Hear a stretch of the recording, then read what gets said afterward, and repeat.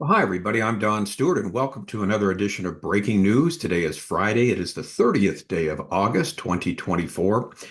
And today's stories are interesting. While Israel continues to root out terrorists and gain victories in the various places where they are attacked, including Gaza, Lebanon, Judea, and Samaria, the so-called West Bank, as they're courageously moving forward, there's a very disturbing trend.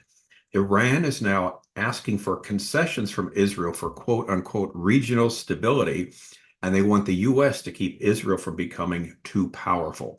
Now, it's important we look at this story and keep our eye on it because this is seemingly where things are going. Because as we've been telling you, Israel's having these successes in the various, with Lebanon, with Gaza. They're now in the West Bank, and Iran is not attacking, and so they're winning in the sense that they're moving forward. But Iran doesn't like this, and we'll see what the U.S. does, and that is where the worry lies. So let's get to the stories. Headline number one, the cabinet votes in favor to keep the IDF forces in the Philadelphi Corridor. Now, this is huge. Security cabinet votes to maintain an IDF presence on the Philadelphi Corridor with 8 in favor, 1 against, and 1 abstention, claiming the decision brings us closer to a hostage deal. The hostages' relatives, of course, were furious about this.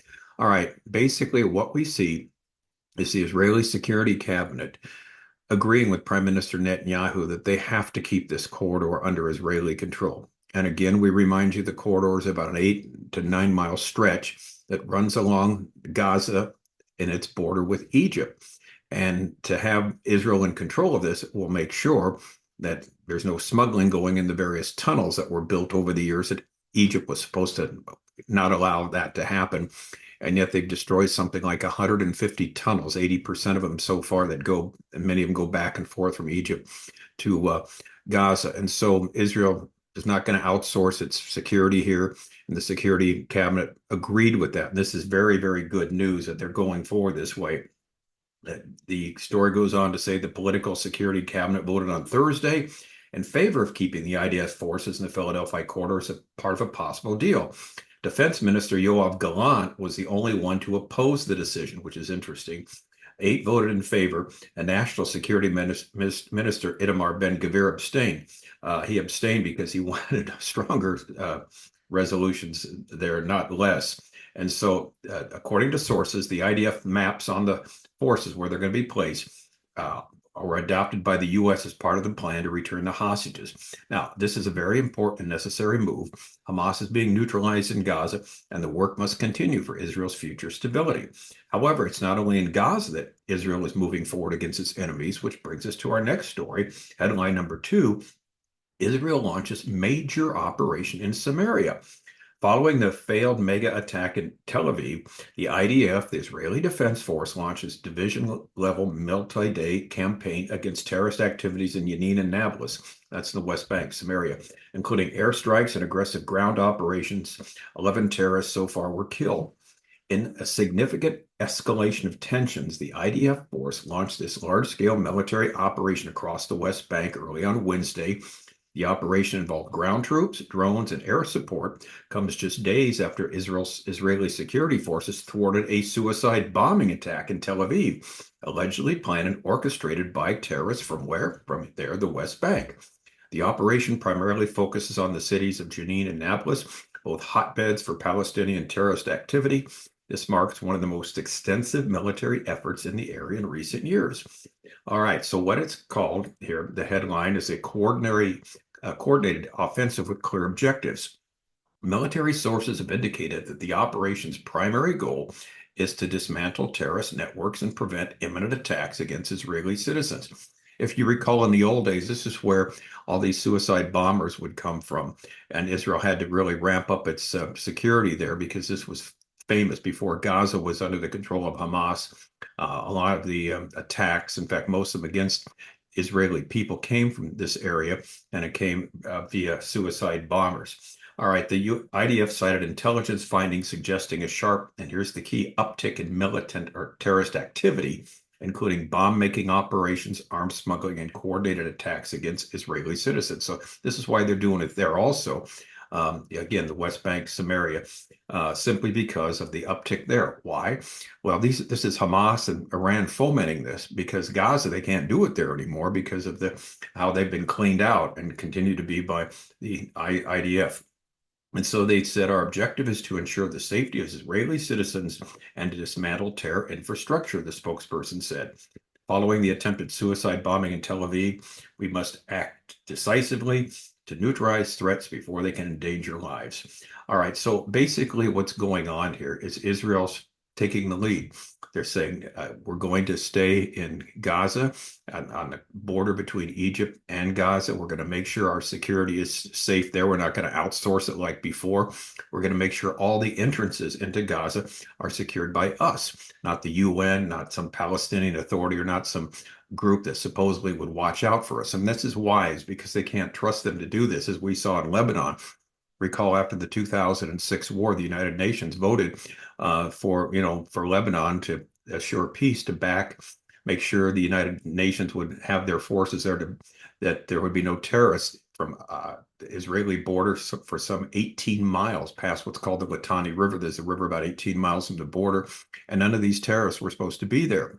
They're supposed to be rooted out. Well, that never happened. They've been there, and that's where all the bombing is coming from. So Israel's taking the proverbial bull by the horns there. So Israel continues to make substantial gains against the terrorists. That's what we're finding now, with what happened there in Lebanon with the preemptive strike. But the problem, and here's the next problem, this story is of vital importance to Israel's security. Headline number 3. Israel must ensure that regional de-escalation efforts don't lead to nuclear concessions. Okay, what's going on? Iran now has signaled an openness to talk as U.S. seeks regional stability. Israel must engage with Washington, but cannot afford to be caught off guard by these talks if they are indeed taking place on an issue so crucial to its future. Diplomacy, now this comes from the Iranian's foreign minister. Diplomacy complements the field, and the field complements diplomacy. Together, we will move forward in such a way that the country's national interests, complete security, and national dignity are fully realized. Summarized Abbas Araghchi, Iran's new foreign minister, encapsulating Tehran's approach to the conflict with Israel and Middle East developments. In a series of interviews this week, he reiterated Iran's commitment to supporting all resistance groups. Like other regime spokespersons, he vowed that the Zionist terrorist action resulting in Haniya's death would not go unanswered. They keep saying that. It's been a month now since Haniya was taken out. They haven't done anything. The anxious anticipation, but herein lies the problem for Israel. The anxious anticipation of Iran's response is taking a toll on Israel psychologically, socially, and economically. That's right. Flights aren't going into Israel. Many airlines have canceled the flights for the unknown future, some way off in the future, some to next year, 2025. So it's taking a toll financially, taking a toll socially and psychologically. And this is a price that Iranian officials claim is intentional. Some analysts have justified the delay, citing the need to complete investigations into the intelligence breach that enabled the assassination in Tehran, to allow for Gaza ceasefire negotiations, and meticulously prepare operational plans to achieve the desired effort, no more, no less. In other words, they're saying, well, it's okay that Iran keeps, literally the gun to the head of Israel and keeps threatening but not doing anything. Now, amidst the turmoil, here's what's really important. Diplomatic exchanges between Doha and Tehran persist. Qatar's prime minister and foreign minister made an unusual visit to the Iranian capital, meeting with the president and their foreign minister. Media reports offer little insight into their discussions about, quote, regional arrangement, particularly unclear the concession that Iran seeks from the Americans. In other words, Iran says, you want regional peace? There are certain concessions you have to make to us. And basically, it's going to try and tamp down Israel's security and Israel's power that is, starting to rise up in the Middle East. The article goes on to say, while information is scarce, indications suggest that returning the Iranian nuclear issue to the negotiating table is being considered now. Okay. Statements by Iran's supreme leader on the possibility of interacting with the enemy were interpreted as a signal of willingness to renew negotiations with the U.S. on this. And of course, no one wants a nuclear Iran where they can destroy the little Satan Israel and the big Satan the U.S. But let's face it, that's their goal. That's what they want to do. So here's the problem. For this part, the Biden administration seeks to prevent a regional war. We understand that. which could complicate matters ahead of elections and attempt to derive political and diplomatic gains from the regional situation. In other words, Biden they desperately want some type of regional peace deal or some type of concessions there, where when the time comes for the November 5th election, it looks like they've done a great job there bringing peace to the Middle East. And so they don't want to see any uptick here. So they're doing what they can to appease Iran. Now, like this article goes on to say, the problem is it's the long-term security here of Israel that's at stake. And so the article concludes, Israel cannot afford to be caught off guard by talks, if indeed they're taking place, on an issue so crucial to its future. Now is the time to examine these matters through direct dialogue with the U.S. administration officials and formulate its position accordingly. Iran, too, recognizes the urgency from elements in the Biden administration to achieve a diplomatic breakthrough. And here's this last sentence of the article, which is the key. Israel must not pay an unbearable price for this. So we want to emphasize this last sentence. We must not pay an unbearable price for this. If indeed Israel, as always, has been forced to pay an unbearable price for peace, and look where it's got them in the future, in Lebanon, in Gaza, trying for peace sake, giving land for peace, and all it does is bring the land that they give to these people who want to see their destruction is always being used to attack them sometime in the future. And so here we go again. What regional concessions will the Biden administration try and force Israel to make?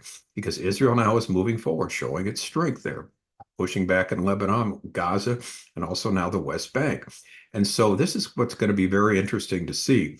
Now, we don't know, again, what's going to happen on November 5th with the election, but we do know this.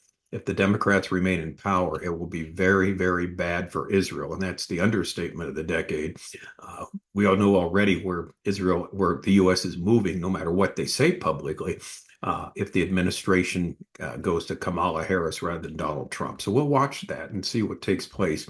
But the bottom line is Israel's moving forward. But as we've said over and over again, of our 25 signs, we're near the end. There's a continual search for peace. Two things we know for sure. We conclude with this from Scripture. Israel will survive, but their enemies will continue to hate them, and the problems that Israel will face will only get worse. Sign 7, the continual search for peace. Sign 21, Israel will be further isolated from the world as we get closer to the time of the end, and it'll be tougher and tougher for them to survive. Now, again, the good news is we have the Scripture telling us how this, like we said, the last chapter in the book, the last scene of the play, the last act in the play, the last scene in the movie. The Bible gives it how it's all going to turn out. How we're going to get there, we just don't know. And we'll keep an eye on what's going on there and let you know. But it's fascinating to watch. Every time Israel does make some moves to increase its security, immediately the forces in the Middle East and the Western world, and many times the United States, tries to thwart that, and that is not good. All right, I'm Don Stewart. Thanks for watching. We'll be back later with more on what's going on in the Middle East and the world. There's some real interesting stories, too, we want to get to about warnings already about possible lockdowns in the future for us because of medical issues, issues with respect to viruses going around, this and that. There's a few stories that have been out. We'll try and get to that next time, God willing. Until then, as always, may the Lord richly, richly bless.